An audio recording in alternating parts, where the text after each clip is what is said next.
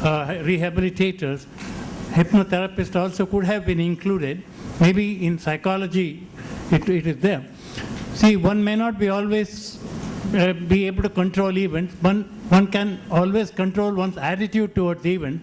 This is what President Radhakrishnan said when he landed in White House when it was raining. So it is possible to change the attitude, and I think hypnotherapy plays a very important role in that. I'll give you just two examples where, through self-suggestions, even the glands of the body can be made to respond. I'm giving you two examples. One of my friends was treating, he was a hypnotherapist, treating a case of rheumatoid arthritis when everybody gave up and she was in bed. And finally they referred to him, and he trained her in self-hypnosis and told her to address the adrenal gland and say, go on, secrete a little more cortisone. And it did happen, maybe a rare case, that she got completely cured of that, and then she was walking about as normally as ever.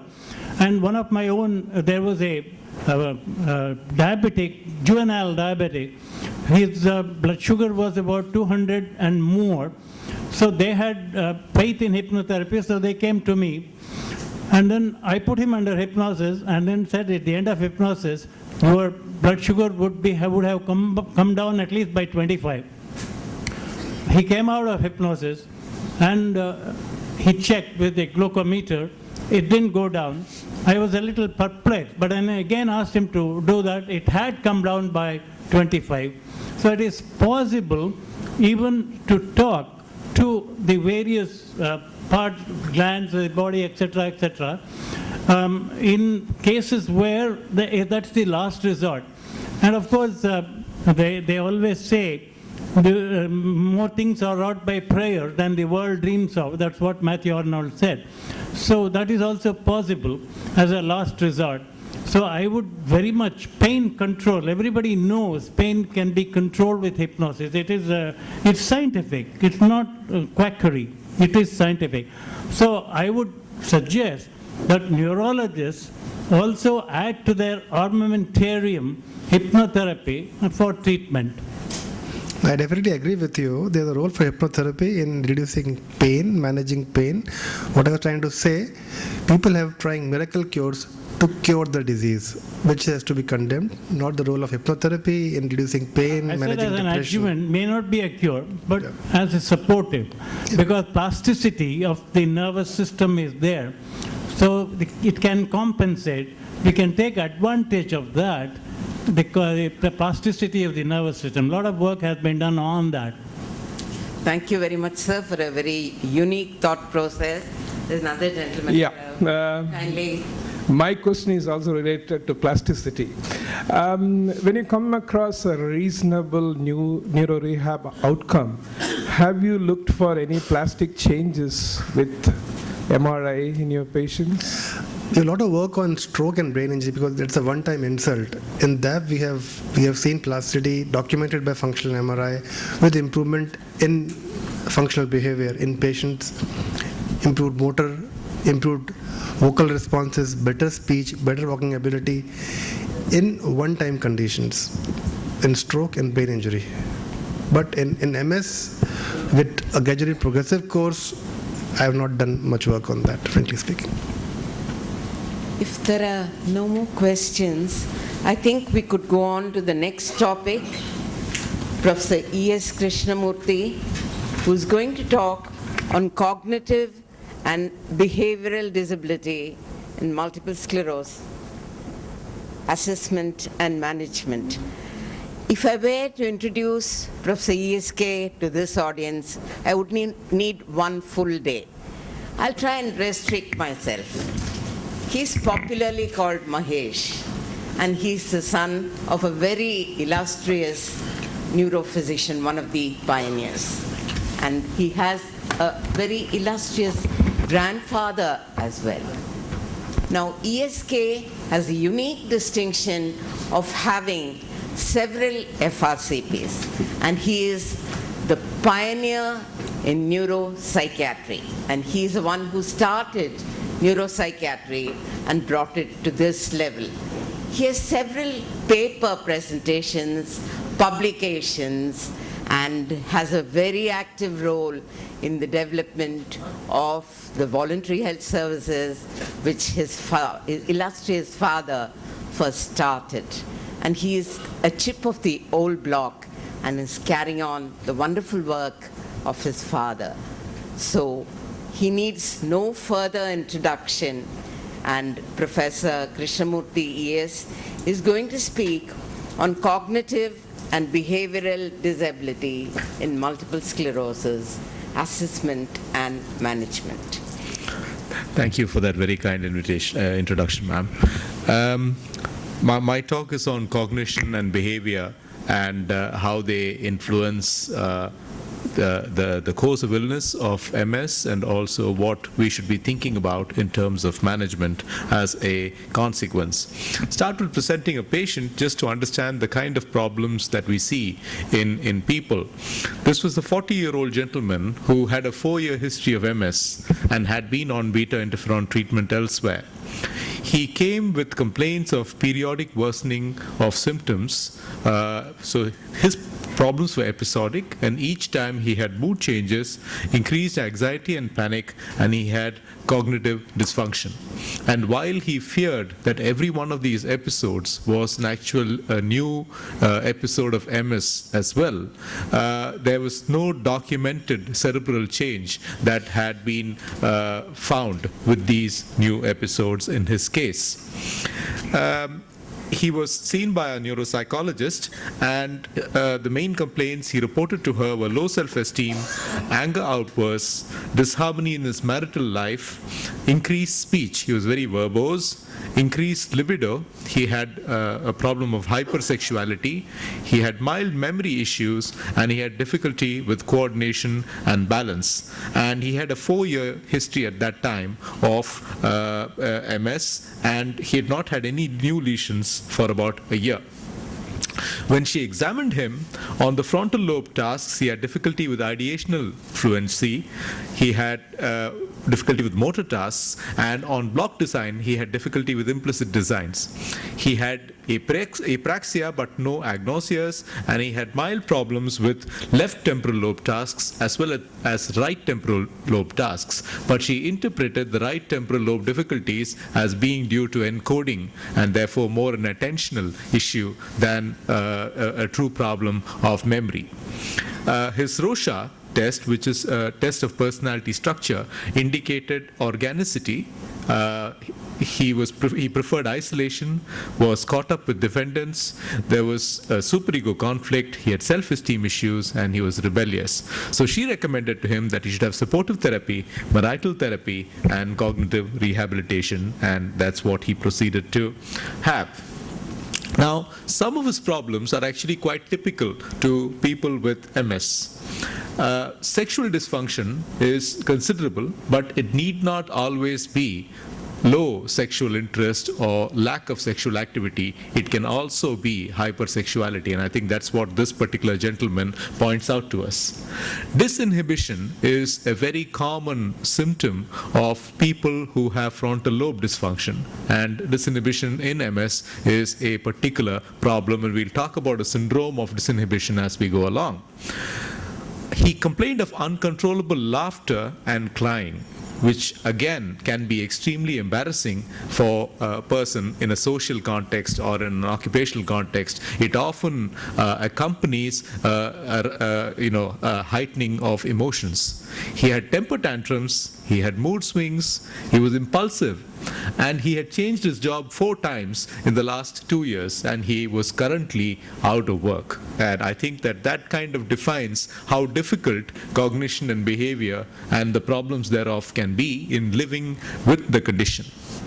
He was observed to have episodes of panic And during these episodes of panic, as we followed him, he would complain of a worsening of neurological symptoms. To give you a particular example, this man would complain of worsening of gait every time he went into an episode of panic. And it was very difficult to be sure whether there was a real worsening of gait or whether this was simply gait disability due to a kind of phobic anxiety that he was manifesting each time.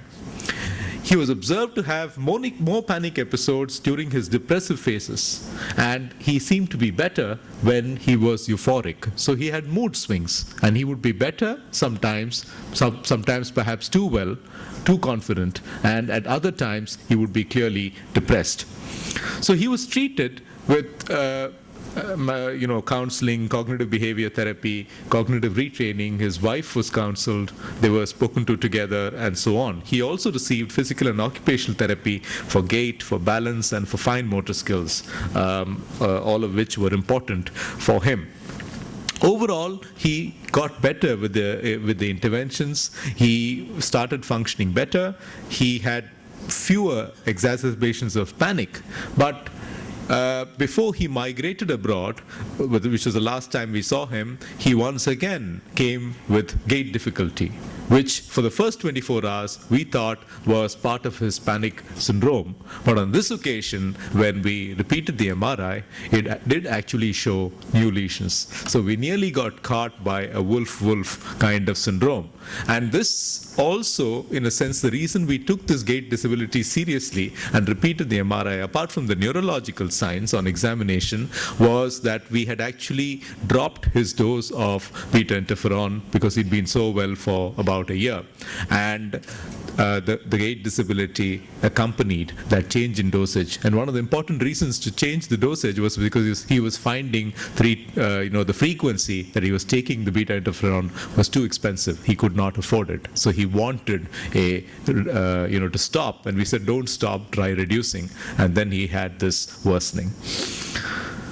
So what does the literature tell us? There is a uniform pattern, and primary language functions, immediate and implicit memory, and verbal skills, intellectual skills in particular, appear to be quite unaffected in MS through much of the course of the disease. Information processing abilities, complex visuospatial tasks, conceptual reasoning, and sustained attention, however, seem to be affected, as well as working memory deficits and retrieval functions and executive functions often seem to be affected. The severity of cognitive impairment often correlates with the physical disability. It also correlates with the severity of depression. And I think that this is important in the sense that there is a concordance between how physically disabled the person is, how the person is feeling, and the level of cognitive disability that they are experiencing. Males appear to be especially vulnerable. Childhood and juvenile cases are also associated with low IQ scores and overall general impairment, and those with a longer disease duration appear to have the greatest risk of cognitive dysfunction. The slowing of information processing is something that is pervasive, and when you test people with MS over time, they are sometimes as much as 40% less than their controls. So they take 40% time longer to process information than somebody there, comparable to them who does not have MS. The other interesting thing about cognitive dysfunction is that it's fatigable. In other words, you keep testing a person, have a prolonged test, the longer you go, the more dysfunction seems to manifest. And that is quite unique to this condition, because usually cognitive disability in most of the conditions is kind of stable and does not change like that. Secondary progressive patients with MS are more affected than those who are primary progressive, and relapsing remitting individuals appear to be least affected. And what has been described is a multiple disconnection syndrome to describe the diversity of neuropsychological deficits that we see in MS. And of course, most disconnection syndromes are unique in the sense that they do lay the framework for multi-domain cognitive impairment. So the cognitive impairment is not in any particular domain. And what's also interesting is that, like in dementia, cognitive reserve appears to play a role. So people with a greater lifetime of intellectual enrichment appear to take longer to manifest their cognitive dysfunction and are less disabled by the cognitive deficits. And I think that we see this in various forms of dementia as well, that if you have a lifetime of intellectual enrichment, you actually do better and it takes you longer. We call it a cognitive reserve. Psychiatric disorders are more prevalent in MS than in healthy controls. They are more prevalent even when compared to other chronic health conditions. So it's not just with normal controls, but also with other disease controls. And many patients either manifest with psychiatric symptoms or present with them during the course of the illness.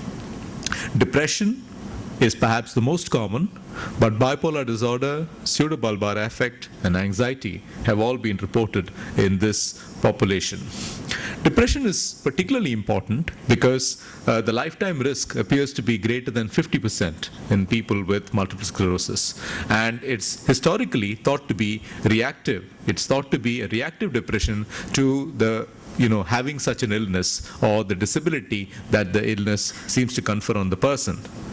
There is also evidence that other factors such as unemployment play a role in perpetuating depression.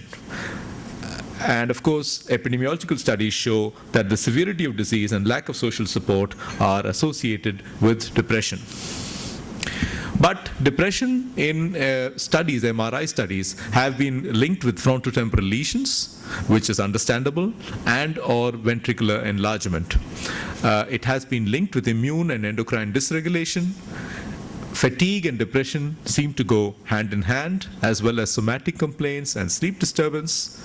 And working memory deficits and cognitive dysfunction also, as I mentioned, appear to be associated with depression. People with a previous history of depression or a family history of depression appear to be more at risk. There are psychosocial stress, and social support systems are obviously an important factor. And unrealistic expectations of treatment and outcome perhaps play a role in how people feel about how people feel and what their emotions are like. The Goldman Consensus Conference recommended that regular screening with tools like the Beck Depression Inventory is important for all those who are on long-term follow-up for multiple sclerosis. And active assessment of all those who screen positive in these tools has been recommended, and also those who make any suicide type inquiries, because acute worsening of MS can actually result sometimes in people reporting feelings of not wanting to go on, or feelings that they can't cope with the worsening of the illness. It's recommended that treatment plans are individualized, and that there's a role for drugs, there's a role for psychotherapeutic interventions, and there's a role for combining these different interventions. And it's also recommended that there are standardized therapeutic algorithms that need to be developed.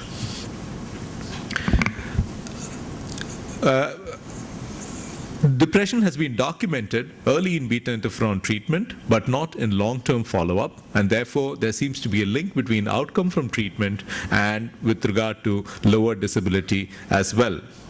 And it's been shown that subcutaneous interferon beta 1b has beneficial effects on moods and not shown to be associated with any increase in depression.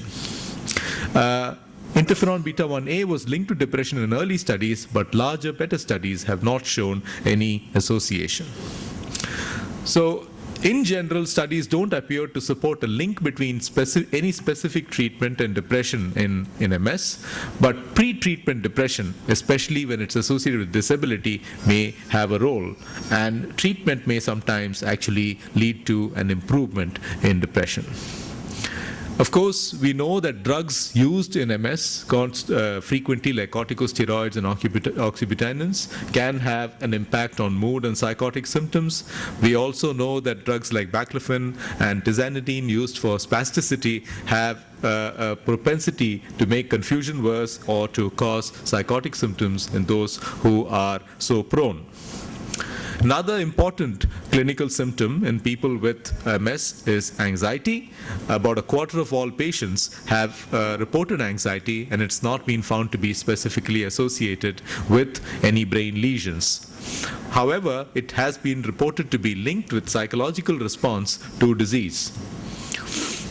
One of the important features that neurologists often comment about, of course, is the pseudobulbar effect, or the pseudobulbar, what we call pseudobulbar palsy. But pathological laughter and crying have long been associated with multiple sclerosis and are now referred to as involuntary emotional expression disorder, IEED. It's estimated to affect about 10% of all patients. It's often mistaken for depression or bipolar symptoms.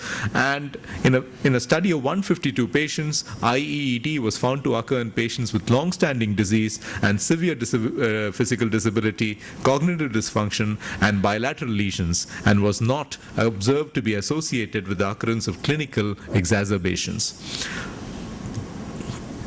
Disinhibition is part of the IEED syndrome and has been called emotional incontinence, pathological emotionalism, or pseudobulbar affect. And the postulated cause is the disconnection of frontal lobe control from limbic brain regions. And there are in neuropsychology, there are actually two theories in terms of direction. Luria actually thought about this very differently. Some people feel the commonly held view is that it's the loss of frontal control. But what Luria postulated was that it was an increase of limbic outflow, which was not regulated by the frontal lobe, that really caused people to lose control over their emotions. The clinical features of disinhibition, at the baseline, emotions are normal. When there is an episode, emotional responses are hair trigger or excessive. So the same stimulus appears to make the person with disinhibition react much more significantly than the average person. So it's a normal or an appropriate stimulus can cause an extreme response in someone who is disinhibited. Interestingly, and I think it's worthwhile pointing out that while we talk about disinhibition in MS, the frequency of IEED in MS is much lower than some other conditions like traumatic brain injury, dementia, and stroke. So essentially, it is more a feature of diffuse brain injury than it is of a particular disease. And I think that this is something that is worthwhile keeping in mind. It's quite effectively treated by a range of drugs, starting with the conventional drugs like amitriptyline and nortriptyline, the TCAs, to the SSRIs. All these drugs appear to have some impact on the involuntary emotional expression disorder and to help control emotion in all these patients. There is no approved treatment, but most people are on antidepressants or dopaminergic agents. Combination treatment may be involving dextromethorphan and quinidine may offer a novel strategy, but I don't think this has been very well validated. The psychological interventions for MS, randomized controlled trials are limited, and I think this is a problem with a lot of psychiatric non-pharmacological treatment, is that it's very difficult, in fact, to carry out a randomized, blinded, controlled trial because the treatments are not amenable really to fit into that paradigm. So the available data are not very conclusive, but what seems to be evident that structured psychotherapeutic approaches, like for example cognitive behavior therapy, do have a role to play in the long-term management of MS and of cognitive dysfunction in MS and of behavioral dysfunction in MS. So of the drug treatments, because of side effect profiles, the SSRIs are more preferred than the tricyclic antidepressants. For fatigue, amantadine and modafinil may have a role to play. For bipolar symptoms, carbamazepine and lamotrigine have been preferred over lithium in this population, and atypical antipsychotics like olanzapine may have a role to play. Olanzapine, as you know, and some of the other atypical antipsychotics are today on a watch because they do cause metabolic syndrome, they do make diabetes worse. So if you have MS with comorbidity, then you ought to be a little cautious with those drugs. Anxiety gets better with the SSRIs like paroxetine, sertraline, and escitalopram.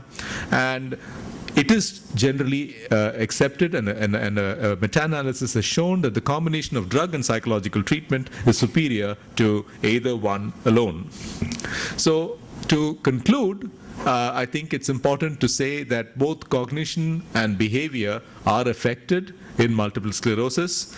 They mirror one another, so they feed off one another, that they also are affected by physical disability, which also needs to be addressed. The treatment of the MS per se is important, but along with that, the treatment of these comorbid symptoms is important. Both pharmacological and non-pharmacological interventions have a role, and here I might want to just add to the debate that was going on earlier. I think it's important to keep in mind that the acceptance of and interest in alternative treatments has grown considerably worldwide, and it has grown in countries like India as well. You'll be surprised to know that the nutraceutical industry today is globally larger than the pharmaceutical industry. It's many more $1 billion than the pharmaceutical industry is. And that's a very interesting statistic. It tells you that people are reaching out for other things. The nutraceutical industry, one of the criticisms, of course, it's unregulated. You can take something off a supermarket shelf.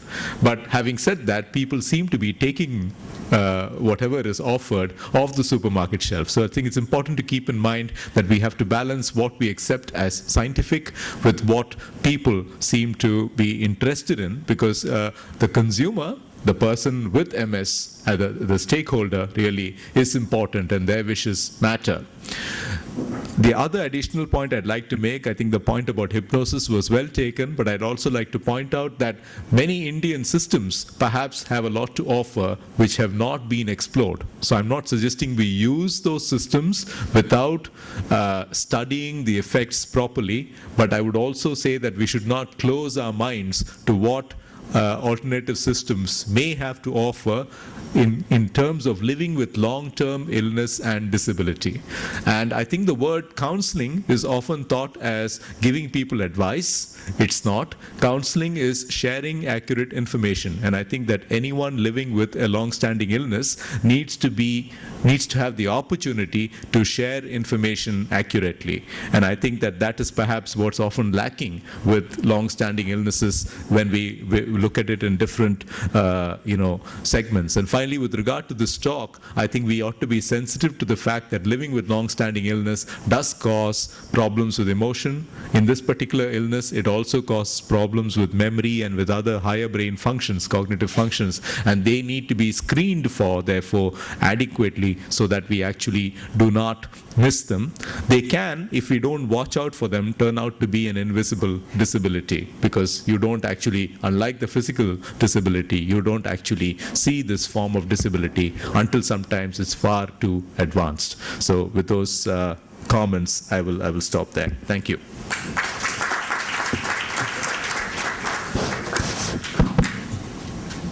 Thank you very much, Professor ESK, for a most delightful lecture. I just have one comment to make, and then I would hand it over to my co-chairperson, and the audience could participate. About 30 years back, when I was doing my MD, it was considered a crime if you said that a disorder like multiple sclerosis or any white matter lesion can produce a language disorder. But now there is something called white matter aphasia, and multiple sclerosis can cause aphasia. It can actually present with an aphasia. Cortical lesions, as has been documented right now, can produce aphasia. And so I'm glad he touched that point. And then person with multiple sclerosis used to be euphoric and an abnormal undue euphoria, one must consider MS, although this is rare. I'm handing it over to my co-chairperson, and then we could have an audience interaction. Thank you once again for your excellent lecture. Just one statement, that is IFN produces liver dysfunction, liver enzyme dysfunction, and also leukopenia and depression, where glatiramar scores over these things. Just one. So how both of these talks are. So much can be done for the patient through rehabilitation that is not necessarily all that sophisticated or expensive, but can make a very big difference for the patient's function, well-being, and so forth. And I also would emphasize that from the patient's perspective, from what I gather, these issues of affective disorders and neurocognitive disorders are as important, and in some cases more important than the physical disability, although sometimes they coexist. One of the questions I've always had, and I'd like Krish's opinion about this, is the role that uncertainty may play in the emotional aspects of MS and the challenges living with MS. We heard from Professor Siva about this dramatic heterogeneity in the course, and we're diagnosing it early. The patients all tell me that it's very difficult to deal with this uncertainty. How much role does that play, Krish, do you think? We don't have a very large number of patients with MS that we follow up, but overall, I think any illness that's relapsing and remitting, and early illness that has potential to come back, has a very considerable role to play in about how people feel. I think it's a function of pre-morbid personality, the kind of person you are, and how you deal with illness like other forms of adversity. It's got to do perhaps with social support systems. It's got to do perhaps also with what information is shared with you by the medical professionals you see, and I think to some extent also how that information is shared. And I think you're right that there are some people for whom it's a sword of Damocles, and they're always looking over their shoulder for the next episode, just like this young man whom I described in the beginning was. His preoccupation was that every time he had a panic attack, every time he developed some instability in his gait with his panic episode, he thought that he actually had a new episode of MS. And of course, on one occasion, it did turn out to be true while he was following up with us. So I guess that it certainly has a large impact. And perhaps the only way we can as professionals mitigate is what was quite well described yesterday by Dr. Deepak Arjudas in his case presentation, where staying with the person right through the illness, through its many episodes, and sharing accurate information with them, and perhaps the therapeutic alliance allowing them to participate in the choices that are being made for treatment, ultimately will help them gain confidence. Just to add a point, the MS literature worldwide is very focused on physical disability. And what we tend to miss is that many times the simple symptoms of anxiety or primary depression happening some point, restlessness, agitation, might be micro episodes of the new disease happening, which we treated as a secondary phenomenon to a physical disability. So there might be many new things happening in the brain which are manifesting as cognitive and behavior issues and not being treated or treated as a primary manifestation of MS.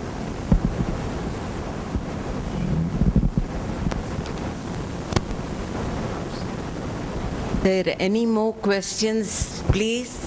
If there are no more questions, I think we could terminate this session. Thank you very much, Dr. Kamakshi Shenbog. I didn't introduce Kamakshi Shenbog, and she was the former professor and head of the Institute of Neurology at Madras Medical College, and now she is the professor and head of the Institute of Neurology at SRM Medical College, Chennai. And with this, I request Dr. Veera. I request Dr. Kamakshi to give the memento to Dr. Abhishek Srivastava. Malapongo. After that, I will. Thank you very much. Short. I think we'll have to bend a little bit. Nice.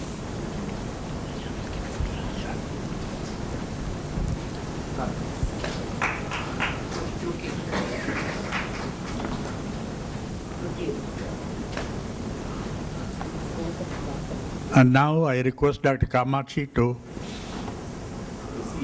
receive the memento from Dr. E.S. Krishnamoorthy. Thank you very much. Thank you. Thank you very much.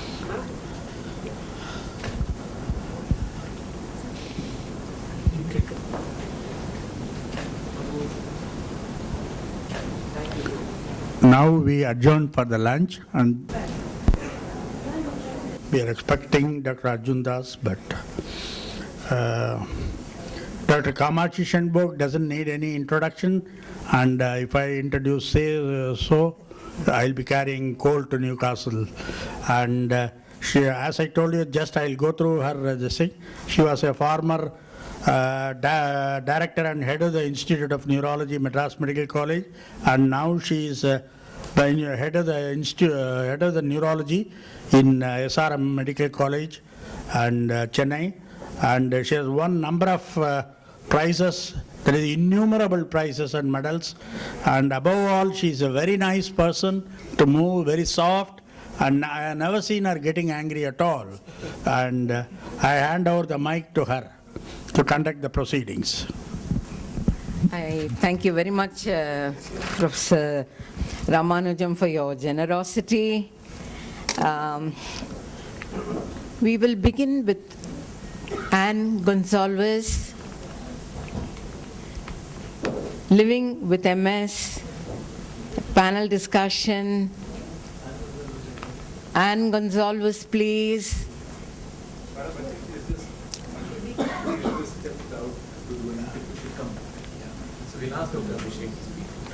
Dr. Abhishek will in the meantime start his session. Come, Abhishek. And barriers and physical disabilities. Access and barriers. Good afternoon, everybody. See, the most common problem which patients, person with MS came to a physician is either difficulty in walking, difficulty in going from one place to another. They have ataxia. It's only multifactorial. They have a combination of genuine neurogenic weakness. They have balance issues. They have incoordination. They have ataxia. That's primary, and that is compounded by secondary issues like fatigue, like secondary weakness because of disuse, deconditioning syndrome. So the management depends upon what is the primary problem. What we generally do is we treat the primary complaints. We start some therapy programs to focus on basic strengthening. We prescribe orthosis to supplement or complement for the weakness. We give them mobility aids, either canes or walker or other walking aids. If they are very weak, we give them wheelchairs.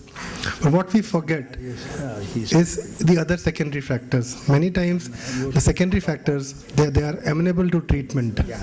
For example, if you have a disuse weakness, if you have deconditioning contributing to the primary neurogenic weakness, put them in a good type of exercise program to strengthen core muscles of back, proximal muscles, endurance training. You can overuse that secondary weakness. Yeah. And if you treat fatigue medically or by behavioral approaches, you treat depression pharmacologically or by psychological approaches, these people do well in their physical disability as such. So treatment should not only focus on the primary impairment, which is neurogenic weakness and spasticity or pain or ataxia. Along with that, also try to counter the secondary things which are because of that, and they contribute equally in making person more disabled than the primary impairments as such. Thank you.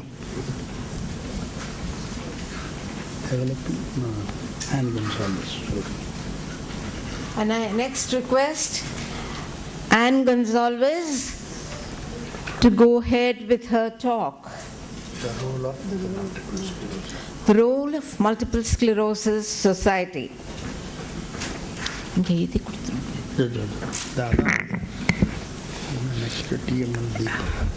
Respected doctors on the chair, And disability. respected doctors from India and abroad,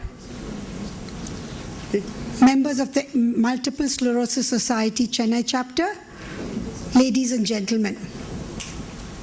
It is a great privilege to be standing before you to present the role of the Multiple Sclerosis Society of India Chennai chapter. We are indeed indebted to Dr. Krishnamoorthy for having given us this opportunity to showcase what MS is doing in Chennai, as well as to bring about an awareness of MS.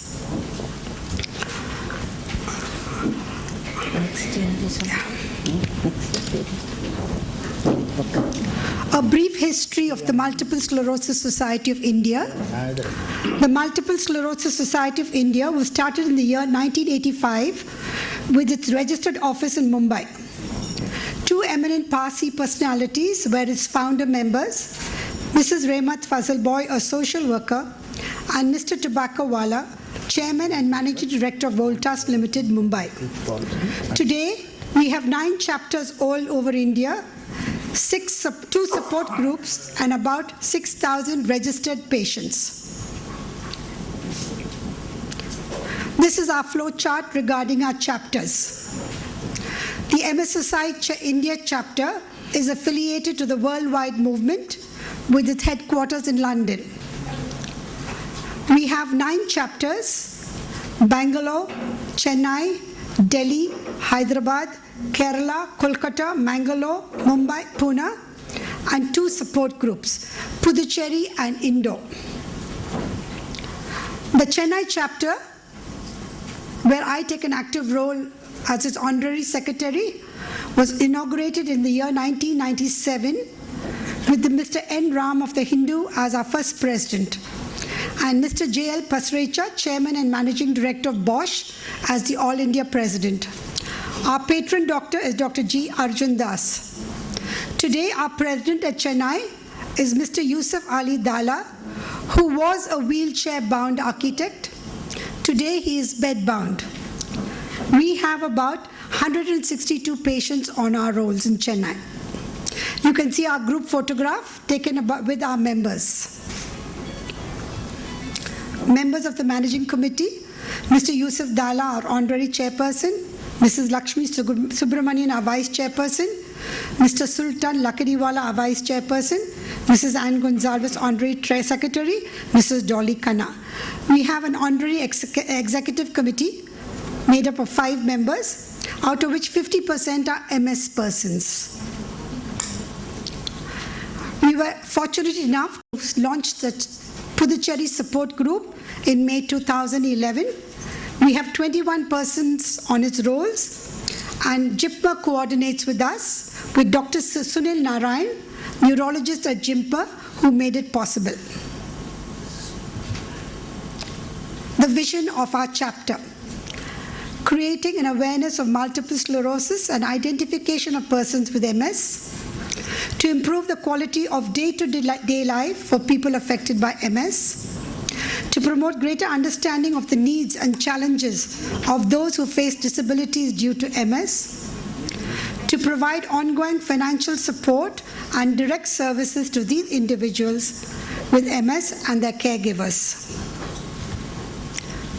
Projects undertaken to aid our vision: the physiotherapy project, which is our main project; the nurse project; counseling project; alternative medicines; livelihood rehabilitation; awareness campaigns.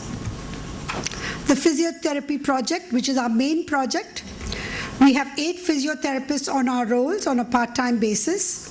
They reach out to the MS persons at their home.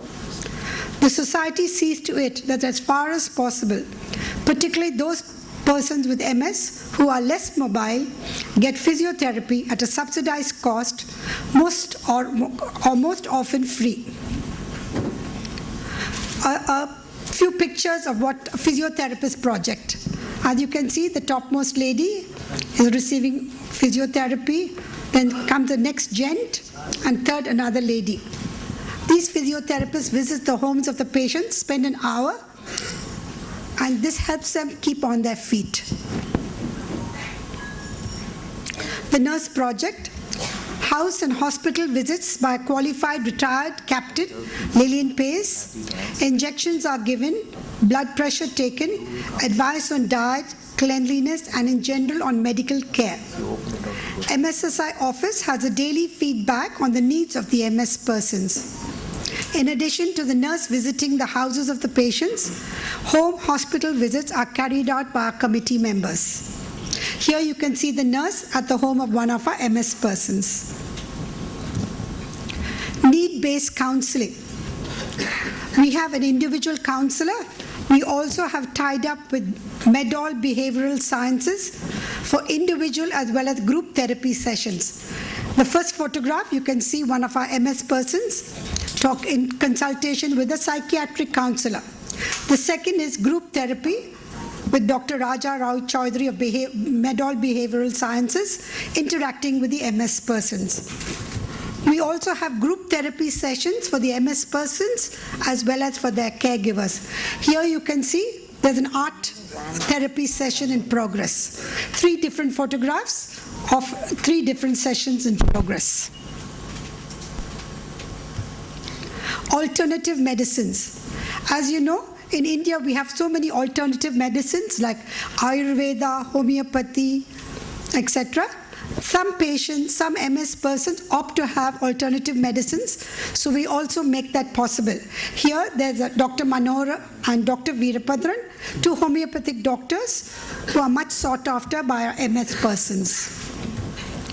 We provide financial support to the MSP's children from the very kindergarten age to postgraduate level. We have been there to pitch in with our little resources. We also provide wheelchairs, waterbeds, walkers, incontinence pads, medicines, etc. to our MS persons. Each picture will show you some type of appliances that we have been able to provide. Becoming self-sufficient. You'll see the lady, one of our MSPs, with a sewing machine, which is helping her to bring in her daily income. We also tried rehabilitating our MS persons. Our accountant is Suganya, with an MSP. We had Miss Kanchan Parvani and Mr. Sarvotwan, 2 MS persons working in our office. Our main thrust is on awareness. As you will know, not many people, for that matter, not many in the medical field at the junior level, have an inkling what MS is all about. So our main thrust has been on awareness campaigns. Here you can see we've had 2 walks along the beach, wherein we had an attendance of about 1,000 to 2,000 people attending these walks, wherein we brought about an awareness through media, television, radio, on what multiple sclerosis is all about, its pros and cons, and the need for people to know what it is all about. The first awareness campaign was Mrs. Latika Saran, then the IG of police flagged off. The second was Mr. Raj Venkatraman of Medall, who flagged off the second walk. We also thought of creating awareness through art auctions. These were major fundraisers as well as awareness programs. Again, the media reached out to us, television, the media, television, newspapers, radio, etc. We were interviewed, and by this we have been able to reach the masses down south in Tamil Nadu, particularly when the media picks it up in the Tamil newspapers. It's there where we get in the majority callers coming in and knowing about MS and MSSI. We conduct face-to-face programs for MS persons. We've had the good offices to occupy a space which has been given to us by Bosch as part of their corporate social responsibility. So we have an office over there. We also make use of their conference and their lunchroom facilities. And we meet once every month, on the third Saturday of every month, face-to-face MS persons. We have interactive sessions by holding monthly meeting with MS persons and their caregivers with topics of interest like relaxation techniques through interplay, as you can see from these photographs. Then birthday celebrations, talks on nutrition, festival occasions like Pongal, Diwali, Christmas, etc. This is one of our MSPs. These are 4 MSPs waiting to cut their birthday cake at the same time during the month. Then we have Dr. Varma talking to us on nutrition, and here we have a meditative session going on. So this forms part of our monthly meetings. In the month of October, we look upon the month of October as a caregiver month, and we have a special day called Caregiver Day, because when a person has MS, he or she doesn't have it alone. The entire family is along with the person. So we think that the caregiver should be honored, remembered, and given something to show that we also care for the caregiver. So we've instituted an award called Uruthunai Award, which is given to the best category under the caregivers. Here, the wife of a caregiver, and here the husband of a caregiver is receiving the awards. We also provide internships at our office. As you can see, over the years, from 2004 to 2005, we have a law student, a media student, a psychotherapist, a communication specialist. Even the present student is doing music therapy through music, and the student hails from the Women Christian College. Lobbying with the government, we have our young Smita, who works in Vidya Sagar, who has been lobbying with the government through DLU South to include multiple sclerosis in the Disability Act. And the next photograph is when we have participated in a campaign, the Rally for the Disabled, calling upon the government to amend the Disability Act. As you know, MS was not a very worldwide phenomenon known all over the world. So it's only in May 2009 that the first World MS Day took place. Here we had the first World MS Day took place on 27th May 2009, and we observed the day with a fundraiser and an awareness program. As you can see from our photograph, we had a musical program called Isai Thandral, Music in the Breeze, and Professor Dr. Manar Jahawar, Vice Chancellor, Anna University, was our chief guest. Second World MS Day was on 23rd May 2010, and we had a workshop with a press meet. The photographs will show you Mr. Ramakrishnan, our President All India, Dr. G. Arjun Das, Professor Emeritus and Senior Neurologist, and myself. And this press meet and workshop was attended by leading neurologists, CEOs of pharmaceutical companies, MS persons, and their members. This workshop was a forerunner to the national seminar the next day. We had a national seminar on the emerging role of business, just not for profit, wherein large corporates showcased what they are doing as part of CSR. As you can see, the conference was inaugurated by the former President of India, Dr. APJ Abdul Kalam. And we had dignitaries like the Acting Counsel General of USA, Executive Director Ernst Young, companies like Merck, Pfizer, Sundaram Finance, etc. spoke at that meeting. Then we had a human chain, which we did at Spencer's Plaza, because that's a shopping complex at that time being visited by a large number of youngsters. We thought we should reach out to the youngsters and spread awareness, so we had a human chain at Spencer's Plaza. This particular photograph found itself on the cover of the MSIF magazine for the year 2010. World MS Day 2011, Mr. Vijay Amritraj was our guest of honor, and here he's seen talking to a MS person. Apollo Hospitals also tied up with us for World MS Day, and here you can see Dr. Satyabama, Medical Superintendent, Apollo Hospitals, Vijay Amritaraj, Mrs. Bess Simkin, Professor Arjun Das, Dr. Arul Selvam, myself and Mrs. Khanna. We are the office bearers, local office bearers who were at that program. Be the change. In the words of Mahatma Gandhi, we must be the change we wish to see. We have an ambulance van which has been donated to us by the Poise Garden Ladies Welfare Association. It is our tool to reach out to the MSPs at the right time when they need to go to the hospital or for any treatment. 5 ways in which you can help us. Call to action. Contribute your skills. Talk to patients. Help organize events. Fundraising. Spread awareness of MS. Our mission? To put the MS person first, create awareness and invite everyone within the community to join our cause. Working together to break down physical, emotional and social barriers and to build up hope for those who are differentially able because of MS. I close with these words of Rabindranath Tagore. I slept and dreamt life was joy. I awoke and saw that life was service. I acted and behold, service was joy. Thank you for your patient hearing. Thank you very much, Anne. And the concluding sentence is very heart-rending by our famous Rabindranath Tagore.